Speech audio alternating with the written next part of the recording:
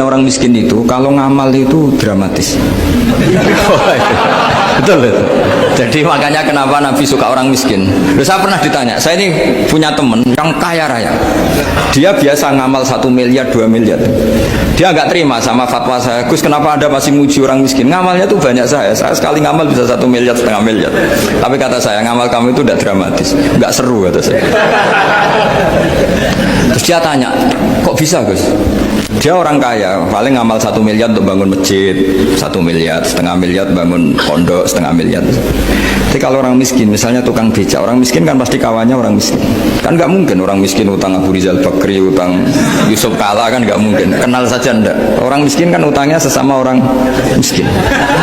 Itu pasti itu kan hukum sosial ya. Nah ternyata itu apa? Hari itu anaknya enggak makan, hari itu istrinya mau kelahiran. Utang sesama miskin, diutangi 50.000. Tapi uang ini dramatis, kalau hari itu nggak makan mati.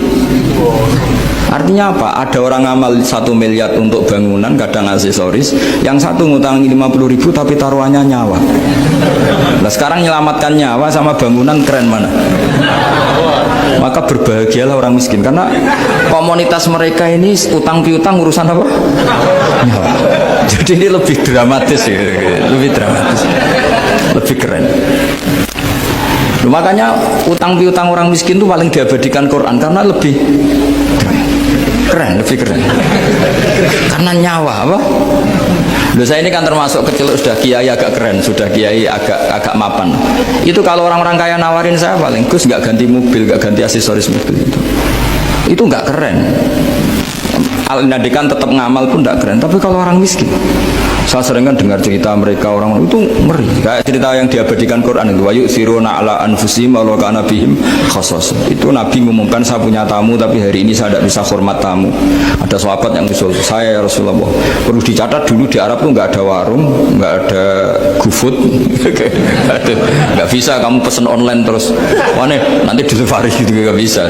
Nah terus akhirnya datang ke rumahnya, datang istri saya, ada makanan tidak ada hanya untuk jatahnya bayi. Terus ya sudah, bayinya kamu tidurkan supaya jatah itu dimakan tamunya Rasulullah. Sehingga pagi-pagi dia datang ke Nabi, kamu punya amal apa? Sehingga tadi malam ada ayat wa yu'thiruna ala anfusihim walau kana bihim khassas. Mereka mengalahkan kepentingan dirinya sendiri meskipun punya kepentingan sendiri demi tamu tadi. Terus cerita dia, kita tamu tadi malam ya Rasulullah, yang saya sanggup menghormat, sebenarnya saya tidak punya apa-apa, hanya jatah bayi. Itu aja dramatis, bayinya ditidurin dulu, tapi tidak disuntik ganja, tidak ditidurin. Ditidurin biasa nanti kan, ditidurin biasa. Terus suami saya pura-pura nemani, lampu dimatikan. Nah, mungkin tamunya saking laparnya gak penting mikir itu, yang penting makan aja. Jadi maka sebetulnya orang-orang miskin itu tidak usah hiru, wah itu orang kaya bisa ngamal masjid 1 miliar, 2 miliar. Tetap ngamalnya ini sesuatu yang tidak mendesak. Tapi sesama orang miskin, kalau temannya minta tolong itu mesti dramatis. Istri mau kelahiran, kematian, kelaparan, pokoknya yang diselamatkan itu seru semua. Artinya gini ya, kalau miskin ya nikmati saja, itu ada peluang untuk menyalip pahalanya orang-orang. Tapi yang kaya ya tetap kaya. Kalau semuanya miskin, nanti yang miskin kerja di mana kalau semuanya miskin?